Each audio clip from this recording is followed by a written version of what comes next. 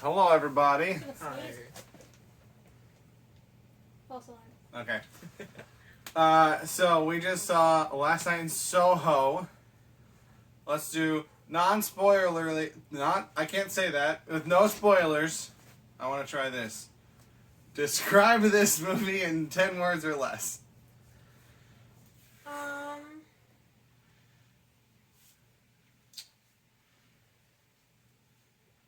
I'm not actually going to count your words. Just, trying to keep it. It was good. There was a plot twist. That was 7 words. Good. Unexpected. Definitely what it would be like for 60s in London. That's all I'm saying. I would say time traveling ghost story with a twist. I had that in my head before you said twist, so I'm not copying you. Okay, so before we get into spoilers, how do you feel about this one? I liked it. It was very good. Yeah, Jensen? I liked it. I liked the ending. I will say I was kind of going back and forth until the thing happened, and then I was like, I still got. We'll talk about some weird, but like overall, I enjoyed this. It's very well made. It's very well done. The editing is really good. Because there's a lot of trippy stuff that, if done poorly, would have been like, what? But we saw these back to back. We saw Antlers and this one back to back. So, I did not plan the Antlers for the first one, but Antlers. You could take those off. I could, but then my face wouldn't make any sense. So yeah, we did see this right after Antlers, and both of them, I didn't really know what to expect. I would say this one I was more pleasantly surprised with than with Antlers. Yeah. But, I was definitely way more impressed with Last Night in Soho than Antlers. I'm just gonna move this. That's gonna bother me. You're good. All right. So positive opinions all around. We're gonna get into spoilers. So if you don't want the movie spoiled for you, then head out the door and come back after you've watched it. Or Yeah, that's a good trick. I never say that. I just assume people know that. But Okay. anyway, You watched it? Good. Okay, you watched it? Good. I got like one big negative that I just want to get out of the way. I have no idea how anything worked, why anything happened, why does she have this ability, and why is it that sometimes it's her and sometimes she's looking at her. They never explain that. It kind of bothers me, but I don't know that she knows either, so I think it works to put us more in her shoes. So I don't think it ruins the movie. Yeah. But the logical part of my brain, as small as it may be, is just like... They bring up so much with her mother and never explain what happened, and so I kept waiting for... Again, I feel like I said this about Antlers, and I said it about Ron's Gone Wrong. If you're gonna set something up and then not follow through on it, just don't set it up. Just don't say that her mother had mental illness. Don't put in this weird stuff about her mother going to London and it being too much for her. Just say that her mother died, she was into fashion, she wants to go to London for fashion. This other piece doesn't contribute to anything, so why put it in there? Because the whole movie I was waiting for that. I was waiting for, when she's at the police station, I'm like, oh, they're going to pull out the files on her mom, and we're going to find out that, XYZ is the reason that this is happening. And I would rather, if there's not going to be an explanation, I would just rather not have that presented. Yeah, I can understand that, but I think that her mom commits suicide, and I think that I think that was supposed to like lead into the fact that she's going crazy and that her mom. But she's not going crazy. She's not, but that's what everyone thinks. Everyone thinks that she has a mental illness and that she has like schizophrenia or something, and that she's gonna like. Right. But like the bit about her mom didn't need to be in there for people to think that. Like just based on her behavior, people would think that. I guess so. I mean, in a way, if other people could see it like this, that the mom could have had the same gift, the same ability, and nobody would have known unless, like, you know, grandma would have said something about it. So her grandma is aware that she can see dead people, except it's not just dead people because of the spoiler twist. She sees past images of people that are still alive. So it's not just that she can see dead people.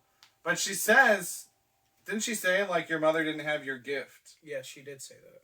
And I when she first said it, I assumed she was talking about fashion, but then her mother clearly knows that her grandmother clearly knows that she sees her mother. So she knows about that. So I'm pretty sure she was talking about that. I think when she's saying, like, do you see your mom still? I think that was meaning, like, are you still having PTSD from, like, something like, in her brain. Like, I don't think her grandma knows that she sees dead people, like, she sees ghosts. Well, I don't know if she's past seen... images. I don't know if she's seen anyone other than her mom before London. Yeah. Right, So, it could be. like, her mom killing herself, that would be traumatic, and so after that, you know, it would be kind of like, oh, you know, I see mom all the time.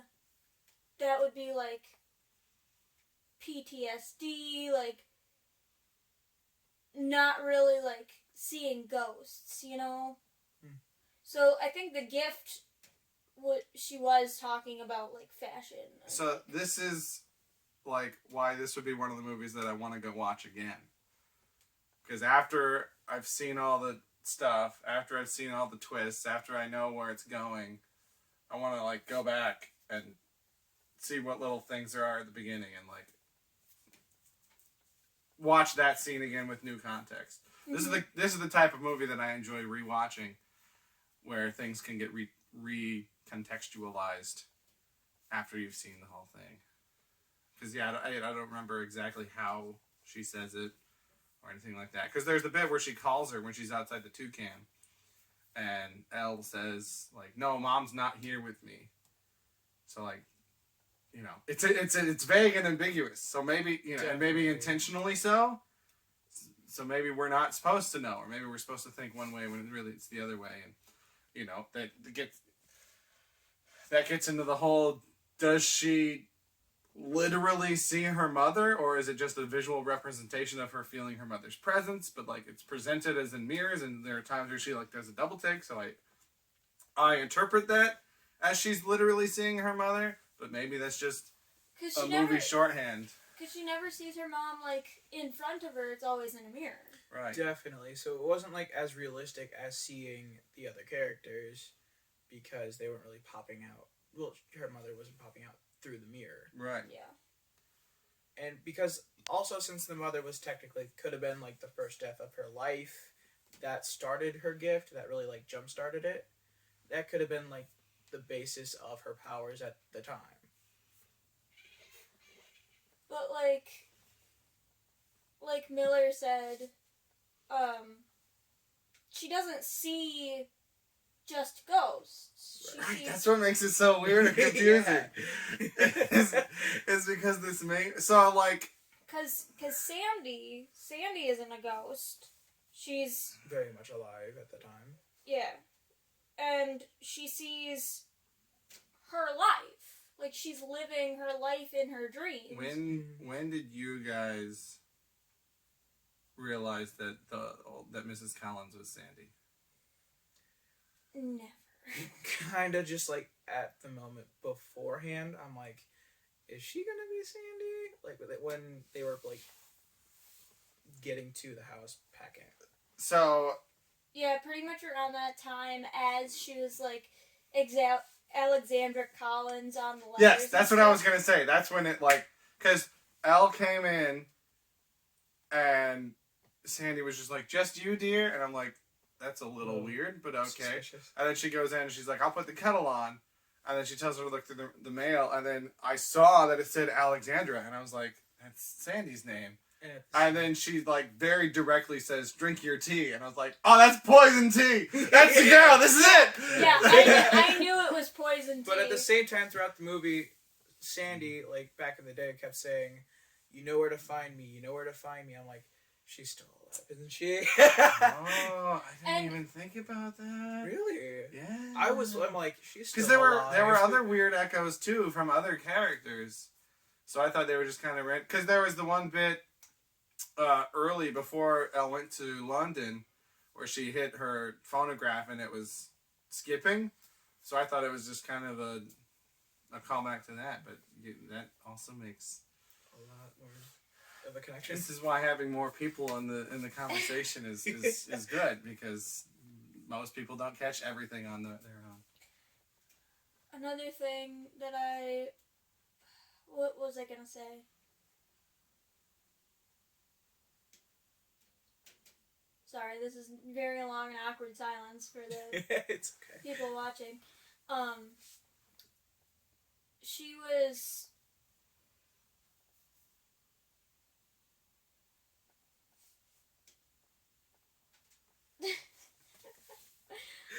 I can't remember what I was gonna say. Heck. Maybe it'll come back to you. Yeah, maybe. But it's her gift. It's so bizarre because she can see people that have died. She also sees people that are still living.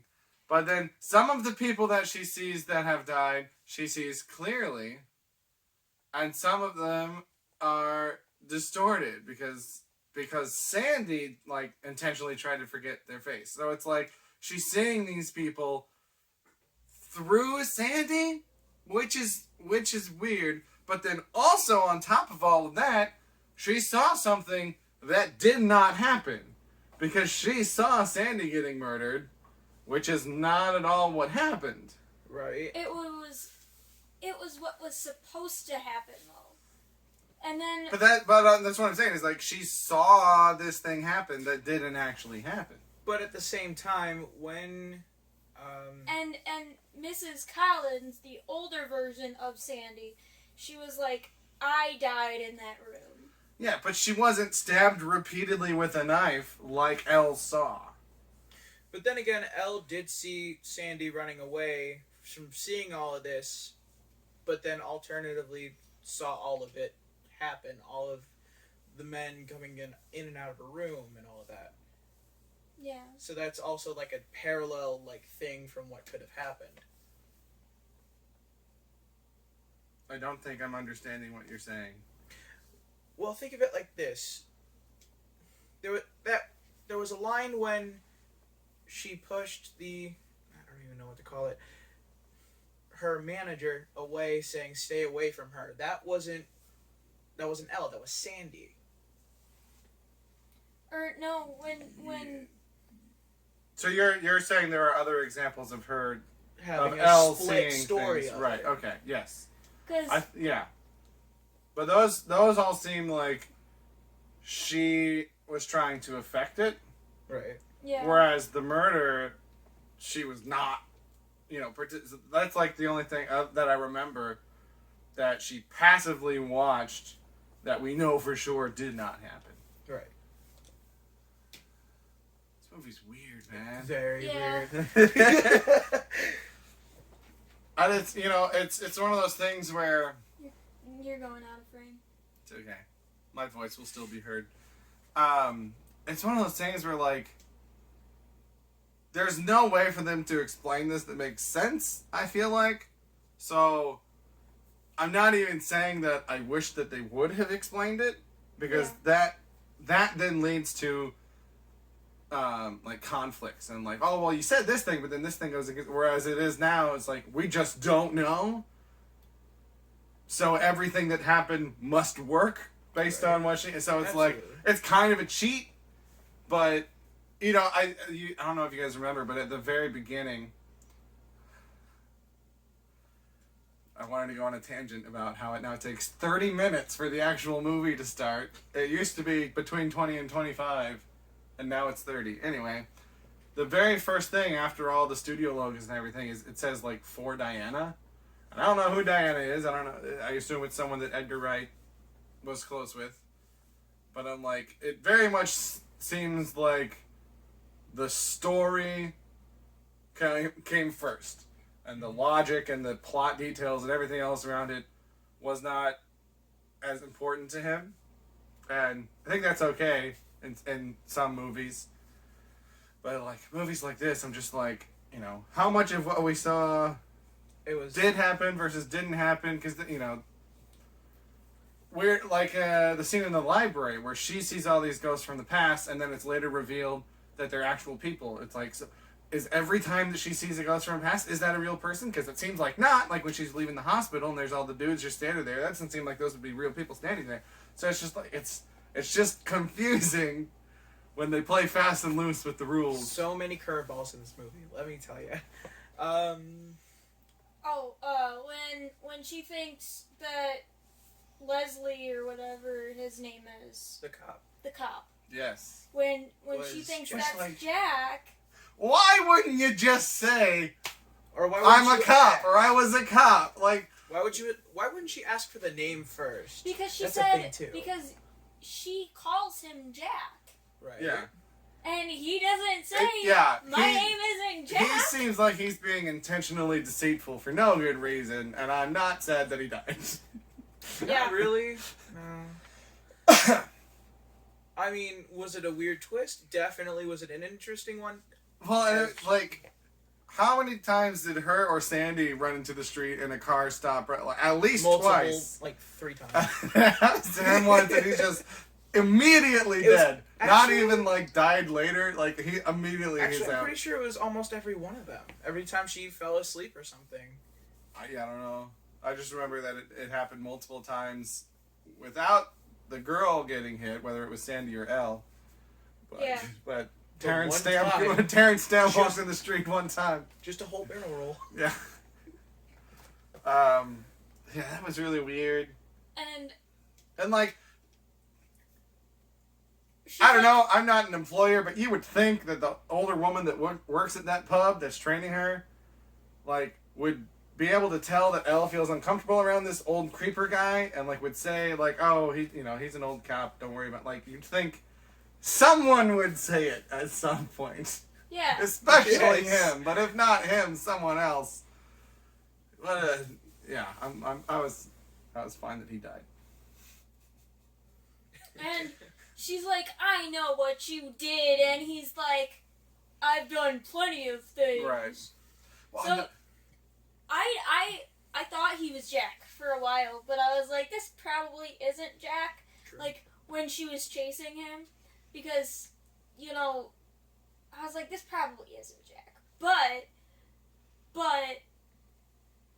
I'm also not sad that he died. But at the same time, like, I forget the love interest's name if you want to quote that, but... Els? Yeah, Els. Okay, yeah, I don't remember his name I don't remember his name either. He was trying to help so often, and then she just kept pushing away. Then finally, lets him in, and then all of it just happens at once. It was just like, did he really need to be there? Did that really need to happen in order to have that memory kind of unlocked? It's interesting, because at first I thought it was more of a commentary on the fact that, like, literally the first guy that she met, the cab driver, was a creep. Right? And then she got out, and then, like, someone else said something, I think, after that, and then she went around that guy who was standing out on the street, and he was like, do you want help? And she was like, no, I'm fine. And so, like, to me, I thought it was a commentary on, like, she has immediately put up her walls, and just like with her grand, like, isn't going to ask for help or take help, and she wants to prove that she can do it herself. So, to me, I thought it was more for the purpose of her character arc, that she finally lets him in. And lets him start helping because Right. he obviously like cares about her. Right, and I think it was important for her to grow and like be able to tell, okay, this person actually cares about me, whereas this person is the worst roommate in the world. Yeah. No, she was a bit of a something. She was a bit of something. Something. Well, I just like Yeah, her roommate comes in late at night with men. Her roommate does a lot of stuff. They wouldn't be ideal in a roommate. They used the old main character overhears mean character in a bathroom trick twice with the roommate and then the cop later on. And I was just like, Wait, okay, guys, like there are other ways to have the character overhear something, but whatever, it's fine. Not even like in a hallway. It's just a bathroom. Right, yeah. But I got really worried towards the end when she went up. Elle is running from Sandy, old Sandy, and she goes into her room, and then like all the hands come up, right? And then the one ghost like picks up the phone, and he's like, "Help us!" And I'm like, "Is this movie gonna say that these guys are the victims, and they're like the good guys? Because they're not good guys." So, and then it doesn't go that route, thank goodness. But for a minute, I was just like, weird turn for this movie to make. It was just like one curveball, and then we're gonna just go back. Right, and then that didn't go anywhere, and that was weird. And also, where are the bodies? Because it shows that she hides the bodies in the house, but that would absolutely smell. Like, there's... No, that's what she means by when during either the winter or the summer, she says, the smells come up. Yeah, the smells come up. I do remember her saying that. Now I that do, you say that, and I wonder if maybe just like that would have been an interesting thing to remember about I don't her. like. To figure Maybe they're in the basement or something. Well, and or she like specifically mentioned how strong the smell is from the bistro, so maybe that just covers a lot of it up. I still feel like though, with that many bodies, I feel like there's no hiding that. Definitely no way of hiding it. Well, yeah, but again, it's been like. I just realized years? what this movie is. This movie is like an inverted Sweeney Todd. Yes. Yes. But okay, so She's so happy. I'm gonna make a video about this. So just a comparison. Because like Sweeney Todd, he left for a long time, and then came back, and all like the people that he left, he had to like catch back up with. And then this is just like she's been there the whole time, but somebody's getting a fresh view on everything that happened. All right, now I want to watch Sweeney Todd. So it's been like. Yeah, it's been. One links. Continue. It's a song. Yeah, I know. And a vine. Yeah, it's fine. It has been like 40 to 60 years at this point from the 60s that this happened. So, like, after a while, bodies don't smell anymore, but adding heat to them, like if you would in the winter, that would like bring the smell of decay back up, I think. I'm not gonna test this, but I would. I'm not. I don't test think this. dead bodies would stop smelling bad. I wouldn't know. Yeah. And like, who Like who after- else lived in that building when young Sandy lived there? Like someone else would have noticed, right? I don't think she had that place to herself. I don't know. She put them in meat pies and sold them to the customers. Maybe that's her secret. She gives the meat to the bistro next door.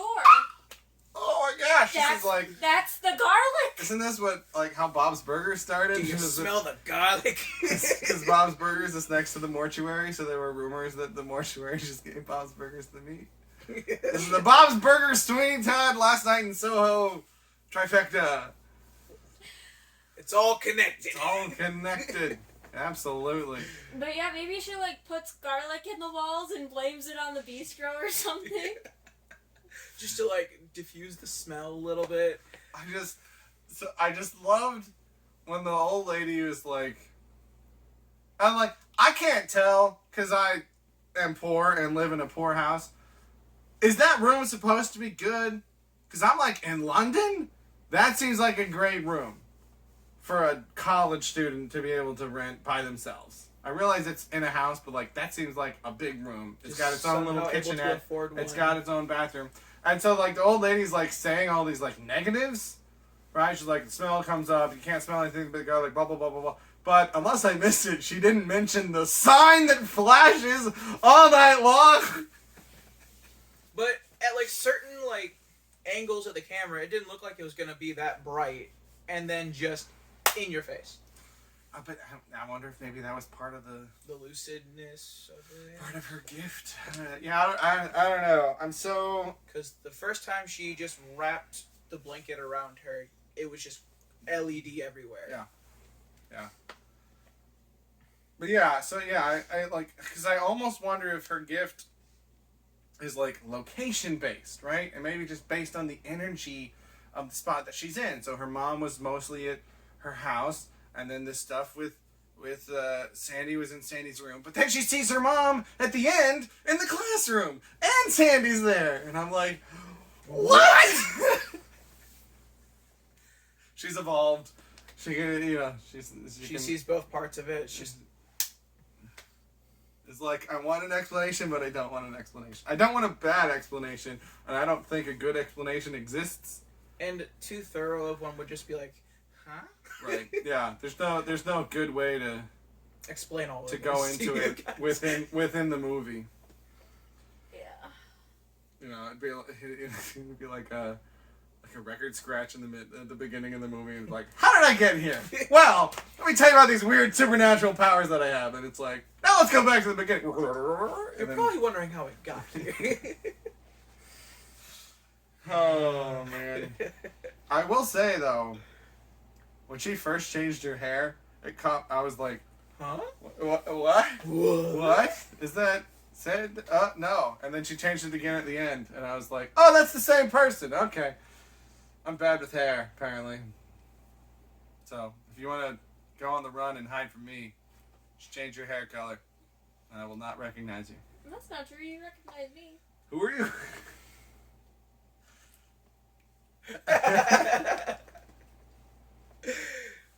But I saw you, with the first several times I saw you change your hair, it was in a context where I knew who you know, I was expecting you. Like, if you left tonight and you cut your hair and changed the color, and then like yesterday I was at Walmart and you walked by, I probably wouldn't recognize you.